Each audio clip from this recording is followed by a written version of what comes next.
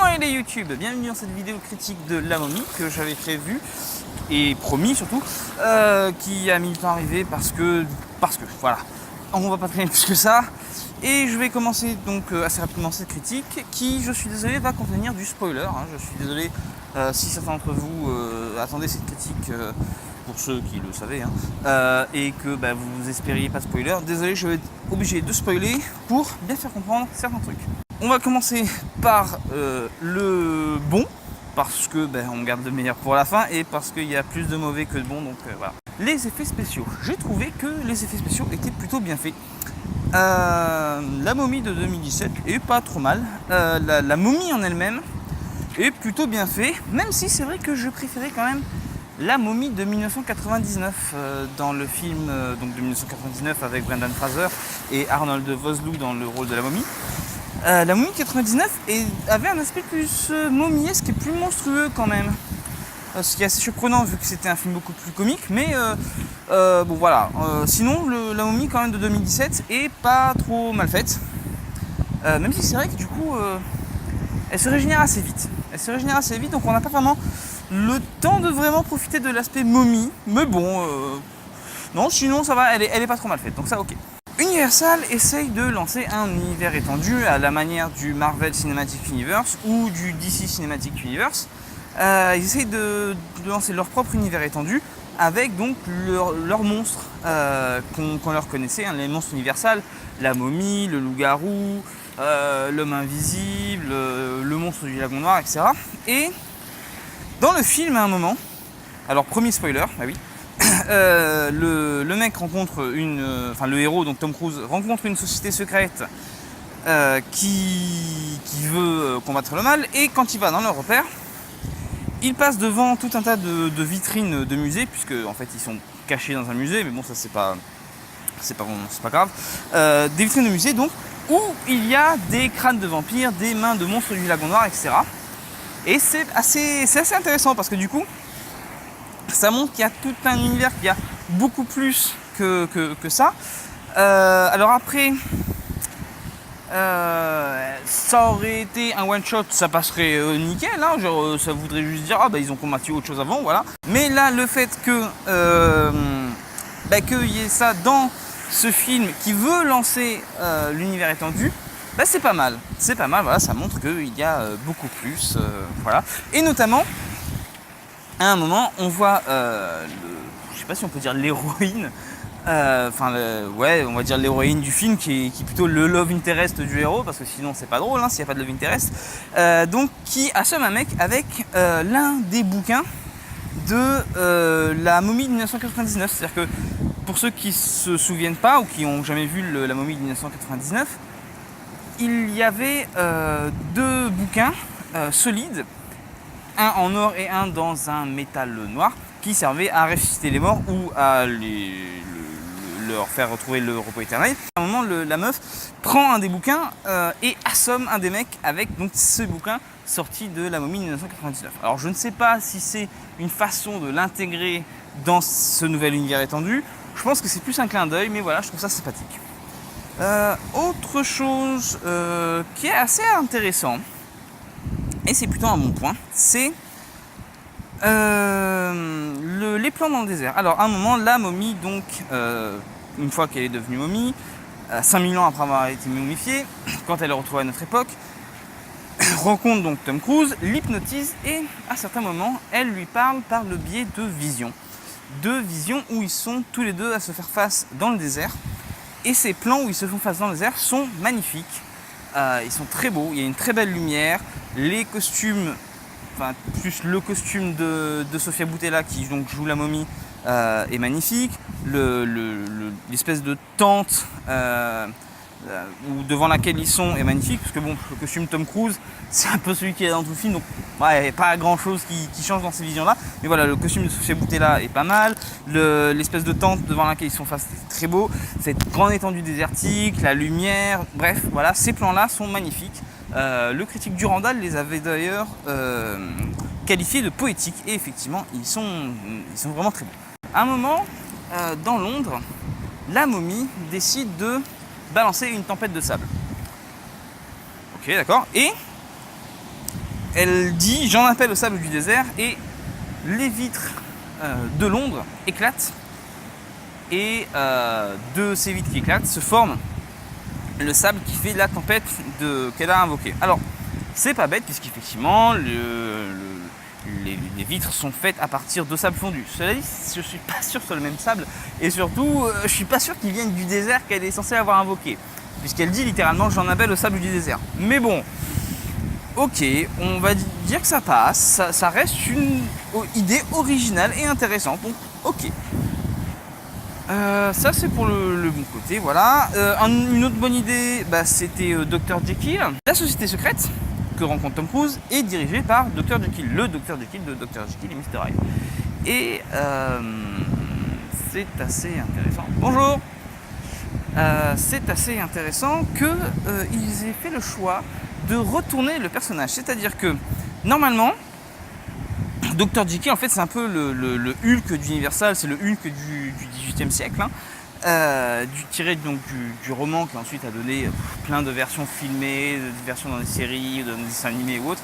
On a pu voir par exemple dans Titi et Gros Minet, voilà. Donc, Dr Jekyll fait une potion qui lui permet de devenir un gros truc méchant qui détruit tout sur son passage. Mais il y a plus que juste la brute, ça lui permet aussi de se désinhiber. Mais voilà, parmi les désinhibitions, en dehors des désinhibitions sexuelles du personnage, oui, ça fait partie du personnage, normalement, enfin à la base, il y a aussi le fait qu'il devienne un gros truc dévastateur qui défonce tout. Et là, ils ont fait un truc assez original, c'est que, en fait, c'est le contraire. C'est-à-dire que il est gentil, et pour rester gentil, il doit se faire une injection, sans quoi il va basculer du côté obscur. Je trouve ça assez intéressant. Alors peut-être que c'est parce que c'est un vieux personnage donc qui date du XVIIIe siècle et que il a tellement pris sa potion que à force maintenant c'est le contraire, il est obligé de prendre un truc pour garder le contrôle parce que sinon le côté méchant prend totalement le dessus. D'ailleurs je crois que c'est un peu le principe, c'est qu'à la fin du roman Dr Jekyll, le Mr Hyde, donc qui est l'aspect monstrueux du personnage, finit par prendre le dessus. Donc peut-être que c'est ça, mais enfin en tout cas le fait qu'ils aient cet aspect inversé où il doit se faire une injection pour rester gentil, je trouve ça assez intéressant. Mais là on va basculer dans un point négatif, c'est qu'ils ont chié avec ça. C'est-à-dire que si à la base c'est très intéressant qu'ils doivent se faire une injection pour rester gentil, il y a aussi un autre truc très intéressant, c'est qu'il a un bureau qui peut se transformer en bunker en cas de besoin si jamais il prend pas son truc à temps. Ok, d'accord. Ces deux aspects-là sont une très bonne idée. Mais là où ils ont chié, c'est que, alors, déjà à chaque fois qu'il se fait ces injections, il doit faire tout un processus. C'est-à-dire qu'il doit ouvrir une mallette, prendre une seringue à 4 pistons, mettre 4 fioles dans les pistons, en sachant que le temps qu'il n'a pas appuyé sur les pistons, les fioles restent scellées. Donc mettre les 4 fioles dans les pistons et ensuite se faire l'injection. Et ça alors qu'il est sur le point de basculer et qu'il est genre tout tremblotant, voilà. C'est assez débile.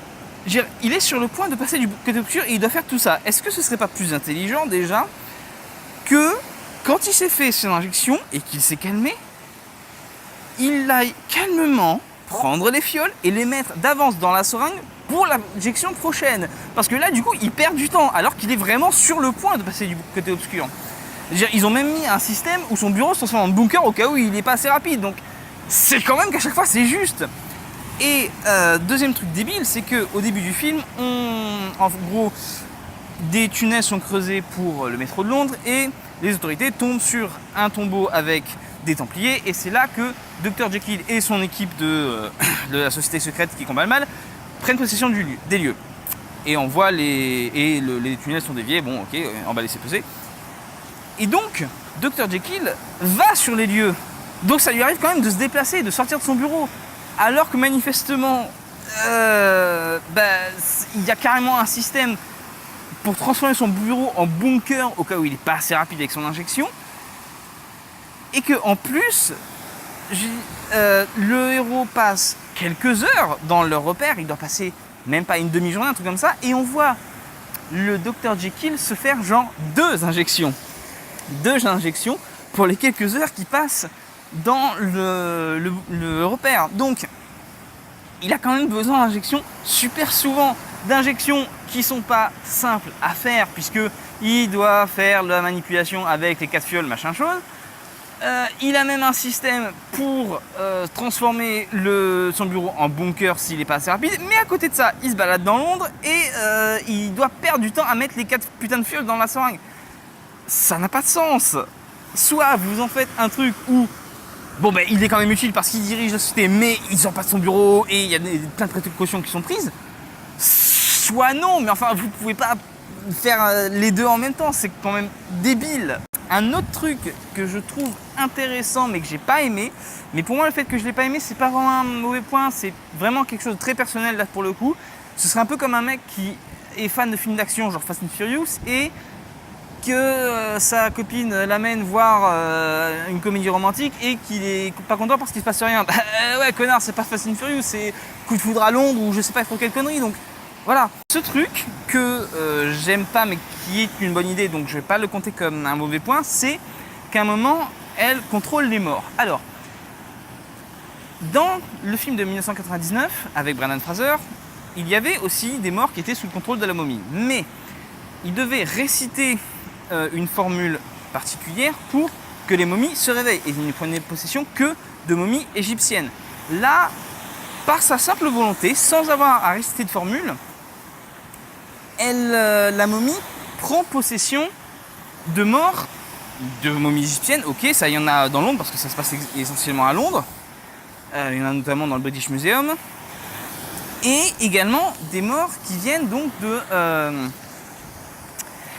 la crypte où il y a les Templiers. Et donc elle prend possession aussi de ces morts Templiers qui sont pas momifiés. Enfin je veux dire, c'est juste des tas d'os à moitié décomposés pour la plupart. Et donc elle en prend aussi possession. Et moi ça me chiffonne un peu là parce que déjà ils ont passé une partie de leur vie à justement essayer de la combattre. Parce que dans le film il y a un poignard avec une pierre qui sont assez importants. Et ils ont passé leur vie à séparer le poignard et la pierre pour éviter que la momie ne se réveille et ne finisse par accomplir le rituel qui a été interrompu quand elle a été arrêtée et momifiée. Et donc elle en prend possession alors que une de leurs quêtes a été d'éviter justement, de combattre cette malédiction. Et puis en plus, si elle prend possession, y compris les Templiers, on se demande où s'arrête son pouvoir, je veux dire. C'est Londres. Et il y a des millions de morts. Il y a des gens qui sont morts le mois précédent, l'année précédente, il y a 10 ans, il y a 1 heure. Et du coup, il devrait y avoir des millions de morts. Donc c'est pour ça que moi, j'ai pas trop aimé. Et puis aussi, à un moment, en fait, même si c'est une bonne idée, je l'avoue quand même, elle est là avec ces morts donc qu'elle contrôle et qui font la misère un peu aux gentils pour que la momie ait le champ libre. Mais à un moment, comme ça, elle décide, pouf, que les morts qu'elle contrôle tombent en poussière et elle se retrouve à se battre mano à mano contre le gentil. Alors que pendant tout le reste du film, c'était les morts qu'elle contrôlait qui faisaient le boulot à sa place. Ça n'a pas de sens. Ça n'a pas de sens. C'est débile. C'est débile. Donc ça, pour moi, c'est un vrai mauvais point. Alors, après, certes, ça sert le scénario. Je veux dire, voilà, c'est ça. Et des trucs qui servent le scénario, il y en a plein dans plein de films différents. Il y en a un aussi, toujours dans ce film-là, c'est le héros qui a un ami qui, à un moment, s'est zombifié, puis après, il est mort de chez mort, genre il se relève plus. Et le héros en a des visions. Ok, d'accord. Il a des visions de son ami zombifié qui lui parle. Et puis à un moment, il n'en a plus. Et puis de nouveau, il en a. Mais après un bon bout de film où il n'en a plus eu. Au point qu'on se dit, tiens, il en a toujours finalement. Donc, on se dit, mais c'est quoi, comment ça fonctionne? Pourquoi est-ce qu'à un moment il a des visions? Pourquoi est-ce qu'à un moment il a plus de visions? C'est juste, ça sert le scénario. Voilà. C'est du même acabit que les morts qui tombent en poussière et hop, elles se retrouvent à les combattre main nue. Voilà, c'est exactement pareil, ça sert le scénario. Vrai point négatif, alors le premier, c'est le premier qui est apparu dans le film et qui m'a sorti du film. C'est qu'au début, la voix off nous dit, enfin la voix off, c'est pas vraiment la voix off, en fait c'est Jekyll qui nous parle et nous présente l'histoire donc de la momie. On peut considérer que peut-être qu'il raconte ça à l'un de ses hommes par exemple, ok d'accord. Et donc cette voix nous dit que la momie, donc Sofia Boutella, a conclut un pacte avec le dieu de la mort Seth. j'ai toujours cru que le dieu de la mort c'était Anubis chez les Égyptiens. Je veux dire, dans tous les films, tous les dessins animés, toutes les séries et tous les documentaires que j'ai pu voir, on nous disait que c'était Anubis le dieu des morts. Et j'ai fait quelques recherches, et d'après mes recherches, rapides, hein, évidemment, je suis loin d'être un spécialiste de la mythologie égyptienne, faut pas déconner, voilà, je l'admets, je suis loin d'être un spécialiste. Mais d'après les quelques rapides recherches que j'ai fait après ce film et avant de faire cette critique, ben, oui, Anubis est le dieu des morts, et Seth était considéré comme le dieu du chaos, et il était, notamment c'est à lui qu'on attribuait les éventuelles invasions venant de pays étrangers, mais il n'était pas le dieu des morts. Donc non, Seth n'est pas le dieu des morts, mercredi. Ou alors, c'est une particularité, un moment différent, enfin, je sais pas, mais précise, je sais pas, à une époque et dans un lieu où, exceptionnellement, Seth était considéré comme le dieu des morts. Voilà, là tu précises que c'est une particularité, mais sinon, t'as l'impression que c'est une vérité générale. Non, c'était Anubis le dieu des morts. La momie fait un pacte avec le dieu Seth pour avoir du pouvoir pour tuer sa famille. Dans le film, ils expliquent pourquoi. Les raisons évoquées ne me semblent pas illogiques. Ça, d'accord, effectivement, je comprends les motivations du personnage. Sauf que la façon qu'elle a de tuer sa famille n'a absolument rien d'extraordinaire. C'est-à-dire que si on prend l'exemple de La Momie 2, sorti en 2001 je crois, avec The Rock qui jouait le rôle du roi Scorpion, dans ce film, The Rock, donc le roi Scorpion, est sur le point de mourir et il en invoque au dieu Anubis pour ne pas mourir et pour avoir une armée qu'il pourra contrôler pour prendre la revanche sur ses ennemis. Et effectivement, il ne meurt pas. Il a même une oasis qui apparaît pile là au milieu du désert, là où il était, et ça lui permet de survivre. Et après ça, il a une armée divine indestructible qu'il a à son commandement qui lui permet de dévaster les villes de ses ennemis. Ok, d'accord, là effectivement on voit le côté divin. Mais là, dans le film de 2017, le dieu avec lequel elle fait un pacte apparaît plus ou moins, enfin lui envoie un de ses serviteurs et lui file un poignard. Et avec ce poignard, elle poignarde sa famille. Ça a quoi de divin? Elle avait vraiment besoin de faire appel à un dieu pour ça? Je veux dire, elle prend un couteau et elle égorge sa famille. Ça n'a rien d'extraordinaire, ça n'a rien de divin. Donc pourquoi est-ce qu'elle a besoin de faire appel à un dieu? Ça, c'est le deuxième point qui m'a un peu chiffonné. Et j'ai regardé d'autres critiques et je ne suis pas le seul à avoir remarqué ce petit détail. Donc voilà. La momie fait un pacte avec le dieu et il lui donne le poignard et le pouvoir pour tuer sa famille. Bon, encore une fois, je ne comprends pas pourquoi. Et en échange de quoi, elle doit trouver un être de sexe masculin, évidemment, qui soit beau et fort, hein, tant qu'à faire, à poignarder dans le cœur. Et avec le poignard qui a été fourni donc, par le dieu, et par le biais de ce poignard, le dieu va s'incarner dans le corps du mec. Bon, jusque-là, ok, pas de problème, je comprends le concept. Dans tout le film, on nous dit qu'il sera un dieu vivant immortel. Et le plan des gentils, donc de la secte qui veut détruire le mal, là, qui est dirigée par Dr Jekyll, leur plan, c'est de laisser ce rituel qui a été interrompu il y a 5000 ans, laisser ce rituel s'accomplir, et ensuite tuer le mec qui va héberger le dieu Seth.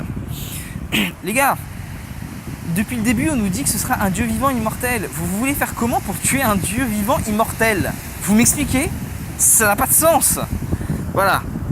Donc ça, c'est le plan des gentils qui est quand même débile. En dehors du fait que ça fait pas très plan de gentil de vouloir tuer un mec. Mais bon, à la limite, là, on pourrait dire on en sacrifie un pour sauver des millions. Mais comment vous faites pour sacrifier un mec insacrifiable, un mec immortel? Voilà, c'est débile. Allez, on va faire une tour. Alors, autre chose. Alors, oui, dans le film, la momie est dans un sarcophage et ce sarcophage est retenu sous l'eau par un système qui en fait le retient non pas sous l'eau, pardon, mais dans un lac de mercure. Parce qu'ils croyaient que le mercure, les Égyptiens donc croyaient que le mercure affaiblissait le mal. Comme j'ai dit, je ne suis pas spécialiste en mythologie égyptienne, je veux bien croire qu'effectivement ça faisait partie de leur croyance. Ok, d'accord. Et le truc c'est que quand Tom Cruise trouve l'endroit où il y a le sarcophage, il y a tout un système de chaînes, de cordes, de machin. Il regarde un peu tout ça, il sort une arme, il tire sur une corde ou une chaîne, je sais pas trop, ça se casse et hop, il y a tout un système qui se met en route et le sarcophage remonte alors qu'il a brisé une chaîne. Est-ce que c'est pas super pourri comme système de sécurité? C'est censé être un mal absolu qu'il craignait, le plus haut mal qu'il n'ait jamais créé, le pire mal qu'ils aient jamais vu, qu'ils craignaient absolument, au point qu'ils ont mis cette espèce de système où ils trempent dans un lac de mercure et il suffit de briser une chaîne pour que tout remonte. C'est super débile. À la fin, Tom Cruise, qui donc se bat contre la momie, a réussi à récupérer le poignard et il s'éloigne un peu de la momie tout en restant dans la même pièce qu'elle, donc elle le voit, et il se met à frapper la pierre sur l'arrière du poignard par terre. Et après l'avoir frappé 2 fois par terre, elle se trouve bien amochée, mais totalement fissurée, et on voit que encore un coup, elle éclate en morceaux. C'est quand même une pierre qui a été donnée par un dieu, qui est censé permettre à ce même dieu de s'incarner dans un être humain, dans un corps. Donc, est-ce qu'on s'attendrait pas à ce que la pierre soit genre super dure? Je n'ai rien contre le fait qu'elle soit destructible. Ok, ça, d'accord. Mais est-ce que ce serait pas plus logique qu'elle soit difficilement destructible? Genre qu'il faille faire passer dessus une presse hydraulique, un laser qui sert à couper les diamants, l'envoyer dans une fournaise industrielle ou même dans un volcan en activité. Là, ok, je veux dire, ce sont des trucs extraordinaires, vraiment très puissants. Là, non, le mec, il la tape par terre et au bout de 3 coups, elle va se briser en 1000 morceaux. Non, non, c'est pas logique. Je veux dire, j'ai eu des bouteilles en verre qui sont tombées 3 fois par terre et elles sont pas cassées, donc là, c'est super fragile. Et si vraiment, effectivement, cette pierre est aussi fragile, est-ce qu'il ne devrait pas y avoir tout un truc autour pour justement éviter qu'elle prenne des coups? Donc, je sais pas. C'est quand même pas bien foutu leur plan, non? Ah tiens, j'ai oublié.